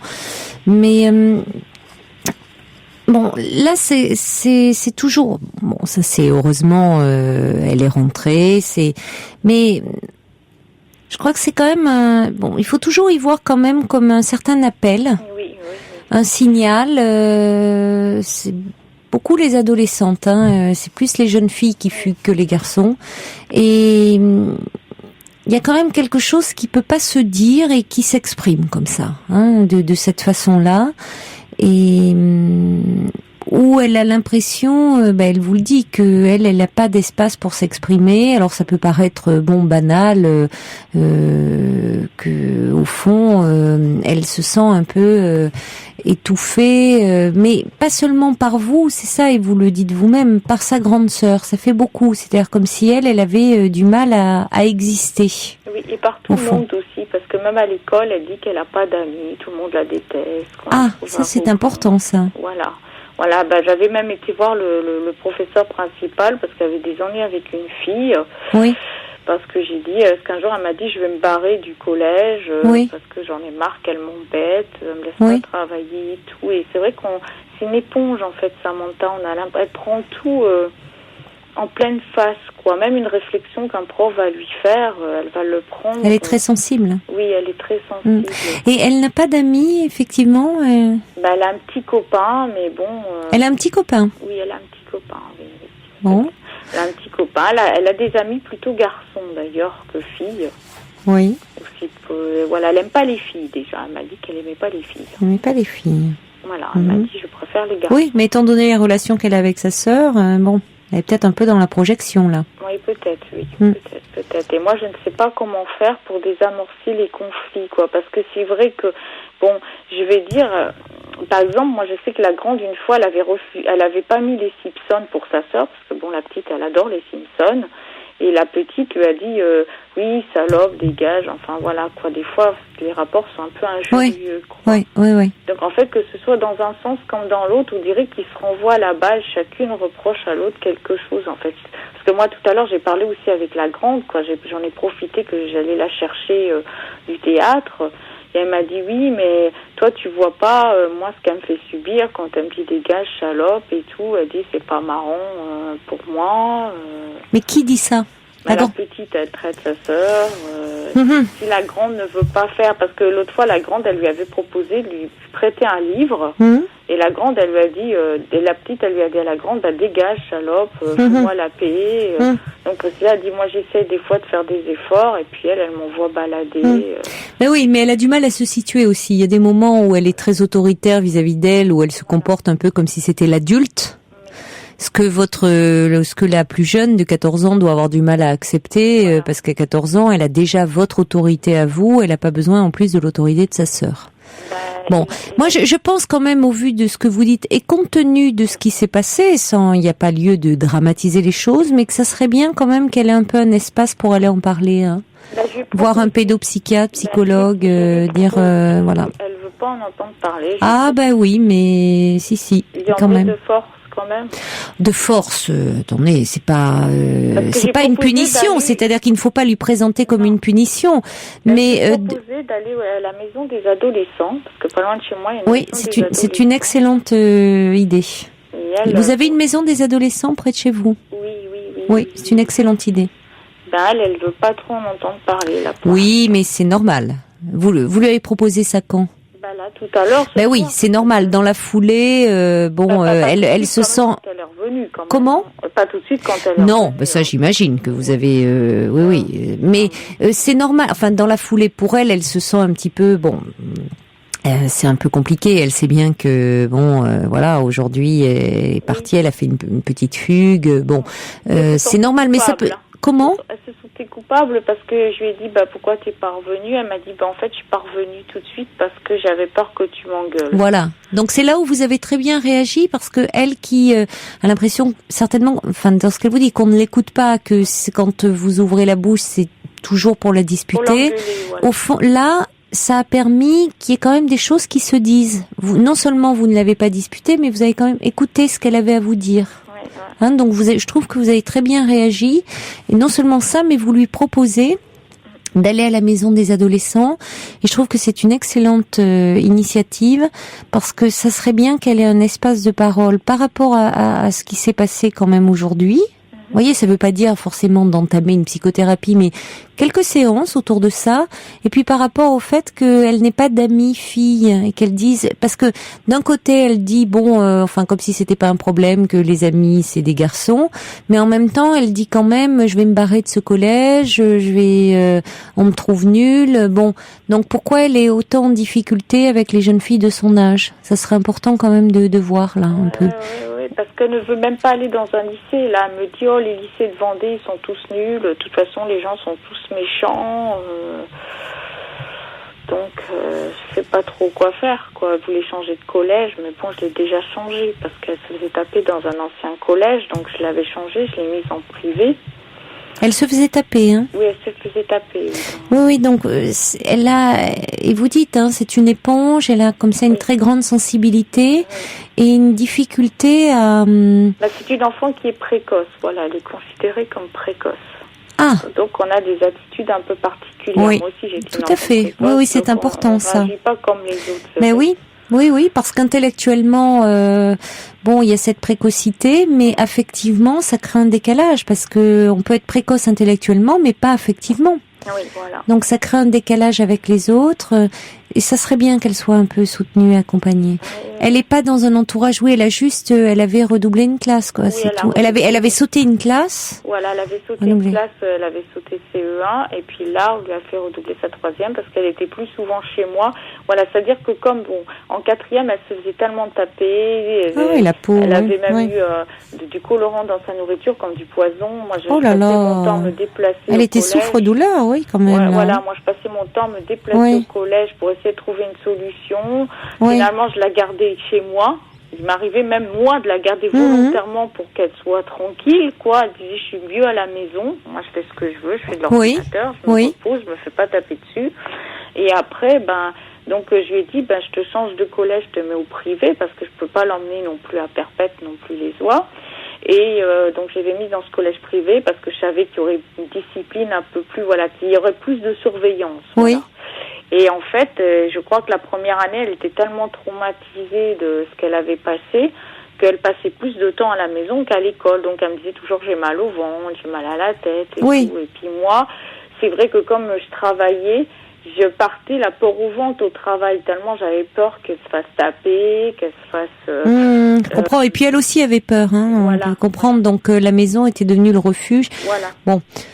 Donc, bon, moi, je pense quand même, au vu de tout ça, il y a jamais eu elle n'a jamais vu de psy, si? Si, elle a été suivie au CMP. Oui. Le souci, c'est qu'on l'avait mise dans un groupe d'adolescents et elle s'est fait taper aussi. Au CMP? Oui. Comment ça? Vous savez, dans les CMP, il y a des groupes, des groupes de parole? Des groupes de parole entre adolescents. Oui, mais ils sont jamais laissés seuls. Il y a toujours un thérapeute. Malheureusement, dans la salle d'attente, ils étaient seuls. Donc, en fait, elle s'est fait taper par un des garçons. Oui, mais ça a lieu une fois. Ça a eu lieu une fois. C'est une fois de trop, je vous l'accorde, mais... Oui, mais elle a plus voulu y aller. Voilà, elle a plus voulu faire partie de ce groupe. On a essayé, on a été voir le pédopsychiatre toute seule, tout ça, et après elle a plus voulu aller c'est malheureux, oui, qu'il y ait eu ce passage-là. Oui, mais alors ce qui explique aussi la maison des adolescents, enfin tout ce que ça doit réveiller en elle comme peur, c'est-à-dire groupe, la peur de... Bon, mais là, il faut bien lui expliquer que ça serait pour qu'elle ait un échange. Oui. Dire, moi, je crois qu'il faut carrément lui dire, Marie, moi, je sens bien que c'est compliqué, je me rends bien compte, je suis bien consciente que c'est compliqué à la maison, qu'il y a beaucoup de tensions entre nous trois, que les relations sont difficiles entre ta sœur et toi, que par moments, vous pouvez peut-être le dire, enfin avec vos mots à vous, je sais pas quel mot vous utiliserez, celui qui semble mieux définir votre état d'esprit, mais peut-être moi ce que je sens c'est que je vous sens un peu démunis entre vos deux filles, et vous pouvez dire que vous vous sentez par moments un peu démunis par rapport à elles deux, et que vous aimeriez bien, vous pensez que c'est important pour elle qu'elle ait un lieu où elle puisse un peu parler d'elle, et un lieu où être un peu aidée à s'affirmer. En tout cas, où elle puisse parler de ce qu'elle vit et de ce qu'elle ressent, parce que vous entendez bien que ce qui s'est passé hier, c'est quand même le signe pas d'une souffrance, le mot peut l'effrayer un peu, peut paraître un peu fort, mais d'un désarroi, d'une tristesse, de quelque chose qui ne va pas bien, en tout cas. Et que si vous prenez le rendez-vous, oui, vous prenez le rendez-vous. Mais vous le présentez, voyez, que ça soit pas vécu, évidemment, comme tu as fait ça, donc il y a là une sanction, une punition. Vous le présentez vraiment comme quelque chose au contraire. Qu'elle ait un endroit pour pouvoir parler, un peu être soutenue, parce que vous sentez qu'elle est en difficulté, puis qu'à la maison, les choses sont difficiles. Et peut-être qu'ils vous proposeront, d'ailleurs, de vous rencontrer toutes les trois. Peut-être une espèce de médiation familiale, voilà. Oui, parce que moi, je suis un peu démunie, parce que ça me rappelle, moi, les rapports que j'avais avec ma sœur cadette. C'est intéressant. On avait 11 mois d'écart, donc c'était encore différent. Oui. Et c'est vrai que je leur dis toujours, j'aimerais tellement que vous vous entendiez bien, parce que quelque part, vous êtes que toutes les deux, quoi. Je veux dire, c'est vrai que dans l'avion, on ne sait jamais ce qui peut arriver, et je trouve que ce serait dommage ça parte en live, quoi. Je trouve, parce que je suis sûre qu'elles s'adorent, dans le fond, je suis sûre que toutes les deux, elles s'aiment. Même si la petite a dit qu'elle ose pas trop s'attacher aux gens, mais je suis sûre qu'elle aime sa sœur et que sa sœur elle aime aussi. Moi, je sais que j'ai demandé à la grande, parce que moi, c'est vrai que j'ai appelé le lycée, j'ai voulu parler à la grande pour savoir ce qui s'était passé ce matin, quoi. Et même si j'avais rien entendu de spécial. Et c'est vrai que la grande, elle m'a dit, moi je suis retournée en cours, j'étais très très très inquiète, quoi, parce que Est-ce que votre ami, celui chez qui votre fille a été aujourd'hui, s'appelle Dan? Oui. Bon, il a une 50aine d'années? Oui. Bon, parce que on a apparemment, il peut pas avoir inventé cela. Il a appelé le 01 42 32 15 15, le standard de l'émission, et apparemment, votre fille aurait tenu des propos un peu différents, enfin des choses, donc ça serait peut-être pas mal. On va pas faire s'exprimer à l'antenne, parce que je trouve que ça c'est pas nécessaire. L'important c'était de vous entendre, vous voyez là.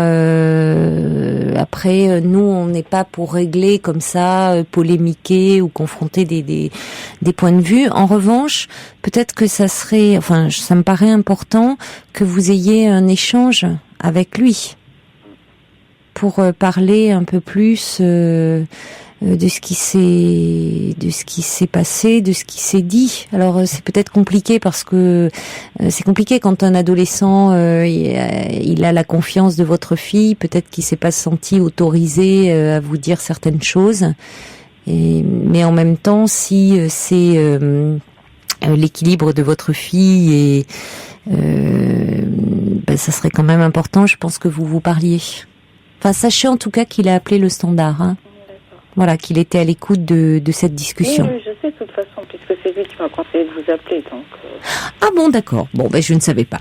Voilà, moi je vous tiens simplement informé voilà, je communique cette information. Je ne savais pas qu'il était, je pensais que c'était un hasard. D'accord. Non, parce que lui vous écoute régulièrement. Moi, d'accord. C'est pas depuis très très longtemps que je vous écoute. D'accord. Bon, alors ça serait important que vous en parliez avec lui. Je pense, parce que peut-être qu'il peut vous éclairer sur d'autres faits, visiblement. D'accord ? Oui, parce que moi, je lui ai demandé si c'était par rapport à mon ami que j'ai actuellement. Elle m'a dit non, pas du tout, certainement pas. Non, c'est peut-être vous qui vous culpabilisez là-dessus. Oui, c'est vrai que je me culpabilise. Moi, c'est vrai que par moment, je m'occuperai que de mes enfants. Puis c'est tout. Moi, on m'a dit que c'était pas la solution non plus, qu'il fallait aussi que je... Non, c'est bien que vous ayez pour votre équilibre, effectivement, un compagnon dans votre vie. Hein ? D'accord. Bon. Oui, parce que ça me posait problème aussi. Je me disais peut-être que c'est ça. En fait, j'en ai parlé avec ma fille, elle m'a dit...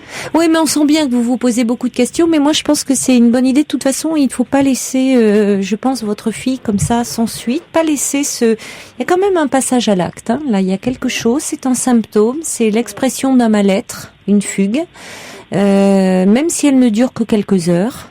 Et donc, on ne laisse pas ça sans suite. Et il est important, effectivement, que vous preniez un rendez-vous pour elle. Et la maison des adolescents me semble être une très très bonne idée.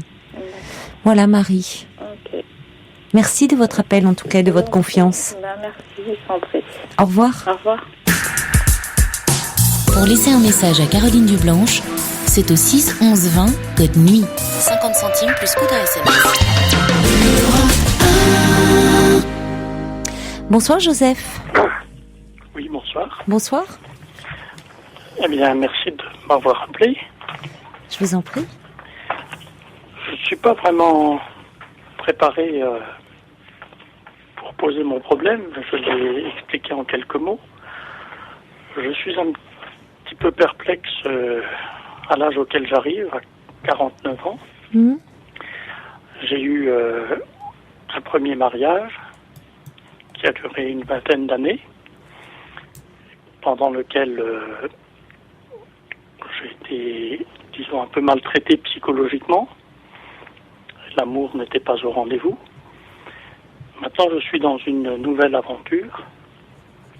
Et ma question est assez simple. Je me demande pourquoi je suis une sorte de caméléon des sentiments. Je m'explique. C'est-à-dire qu'en fait, je constate que mes sentiments, mon humeur, mon attitude dépend vraiment de l'autre. Si l'autre est de bonne humeur, je suis de bonne humeur. S'il n'est pas de très bonne humeur, je suis inquiet et je me dis que c'est peut-être de ma faute. S'il est joyeux, je suis joyeux. Et voilà, c'est vraiment le mot caméléon. Je sens que ça déteint sur moi. Mais comme ça me provoque un peu des angoisses, je suis perplexe. Je n'arrive vraiment pas, depuis longtemps que j'ai constaté cela. C'est un peu comme si je ne pouvais pas maîtriser mes propres sentiments. Il faut vous savez plus finalement quelles sont vos propres émotions à vous. Vous identifiez, vous collez complètement à celle de l'autre. Je colle à celle de l'autre. Oui. Mais ça m'énerve. Ça m'énerve parce qu'à mon âge, je suis quelqu'un d'assez équilibré. Bon, j'ai souffert du point de vue sentimental, ça c'est clair. J'ai eu beaucoup de mal à gérer tout cela, mais je m'en suis sorti. Mais ça m'énerve que maintenant, dans une nouvelle aventure, j'ai encore cette sorte de réaction. Et ce qui m'énerve le plus, c'est que j'ai peu de contrôle là-dessus. Je cherche une aide par rapport à ça. Voilà. Voilà, en fait, le caméléon. Oui, c'est intéressant. Oui. Vous vous identifiez complètement à l'humeur, à votre interlocuteur, l'humeur de votre interlocuteur. Mais pas n'importe lequel, j'imagine. C'est quand même quelqu'un avec qui vous êtes lié affectivement, qui compte pour vous. Oui, je dirais. C'est ça, il faut que vous ayez une relation... Uniquement parce que dans la vie, bon, j'ai eu tendance à réagir comme cela un petit peu par rapport à peut-être à plus de monde que uniquement la personne avec qui je suis lié. Mais ça, j'ai réussi à le gérer, à le dominer. Et puis j'ai réussi à me rendre un peu indépendant, quoi. Vraiment me mettre en indépendance. Mais là, la personne que j'aime, je n'arrive pas à faire ce décalage-là.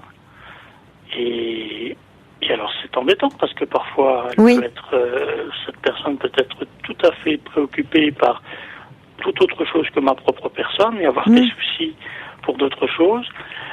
Et moi j'arrive pas à maîtriser cela intérieurement. Je me dis ça y est. Ça vous plonge dans l'inquiétude. C'est comme si ça me plonge dans l'inquiétude. Oui. Je ne peux pas l'exprimer parce que je sais que de toute façon je suis en principe dans l'erreur. Alors l'exprimer ne m'avancerait à rien. Donc je peux pas vraiment le partager. Je préférerais vraiment le dominer.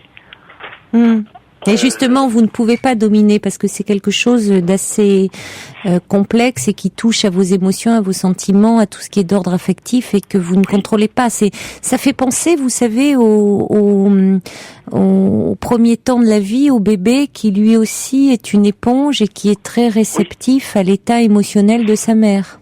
Éponge, c'est vraiment le terme aussi. C'est vraiment le meilleur des termes. Et les petits bébés, si vous voulez, on voit eux-mêmes, enfin quand ils sont les mimiques du visage, si vous les mettez face à une personne qui est très souriante, très eux-mêmes vont gazouiller, vont faire des sourires, vont être très expressifs. Vous les mettez face à un visage fermé, souvent eux-mêmes se ferment, voire pleurent, voire bon. Et donc c'est tout le problème quand il y a une maman qui est assez dépressive, assez fermée, de voir comment le bébé lui-même sent cette très grande tristesse comme ça et comment ça va le contaminer. C'est ça, vous vous laissez contaminer par l'humeur de l'autre, pas de n'importe quel autre. C'est-à-dire que si vous allez chez votre boulangère, qu'elle est triste ou quoi, même si vous avez une sensibilité certainement très particulière et très aiguë, c'est quand même la personne que vous aimez. Oui. Donc c'est ça. Bon, alors moi je pense qu'il y a quelque chose. Vous voyez, je reçois un message du subversif, je trouve qu'il résume très bien ce que un peu j'allais vous dire. Et vous avez peur de ne pas mériter l'amour, une inquiétude liée à un complexe en rapport à votre histoire que vous pourriez par exemple travailler en séance. Parce que votre question, c'était un peu que vous expliquez pas ça, vous n'arrivez pas à le contrôler, vous vous demandez d'où ça peut venir, est-ce que vous pouvez le surmonter ou vous en débarrasser. Vous n'allez pas vous en débarrasser comme ça, mais en tout cas être moins affecté de ça et moins tourmenté finalement. Oui, c'est vraiment ça. C'est vraiment ça. Voilà, vous avez vraiment mis tous les mots qui convenaient et bien expliqué le tout. C'est exactement ça que je ressens. Mais j'avoue que j'ai assez peu envie de faire une démarche en thérapie ou dans tout ce domaine-là, parce que j'en ai fait beaucoup dans ma vie. Vous en avez fait beaucoup ? Oui. Ah bon, et ça vous n'avez pas évoqué, parce qu'il y a certainement des choses dans votre histoire, hein. Ça remonte à loin, je pense, hein, Joseph, cette histoire-là on pourrait dire d'une empathie extrême, hein, voyez, où vous êtes complètement, mais au point d'être vraiment contaminé, hein. Et c'est un peu embêtant parce que ça vous insécurise terriblement. Oui, alors c'est vrai, c'est tout à fait ça. J'en suis conscient, je sais qu'il y a une origine, il y a tout ça. Oui, forcément. Voilà, ça j'en suis certain, mais comme j'ai vraiment tout évacué des autres problèmes que vous ne voulez pas. Mais justement, si vous avez tout évacué, vous savez, Joseph, des autres problèmes, peut-être que d'avoir juste, je dis pas refaire une thérapie, mais d'avoir quelques séances pour parler uniquement de ça, vous aiderait un peu à prendre un peu de distance. Ah bon? Sans forcément, vous lancez de nouveau dans une thérapie longue et coûteuse, à tous les sens du terme. Peut-être que d'avoir quelques séances pour parler un petit peu de ça vous aiderait.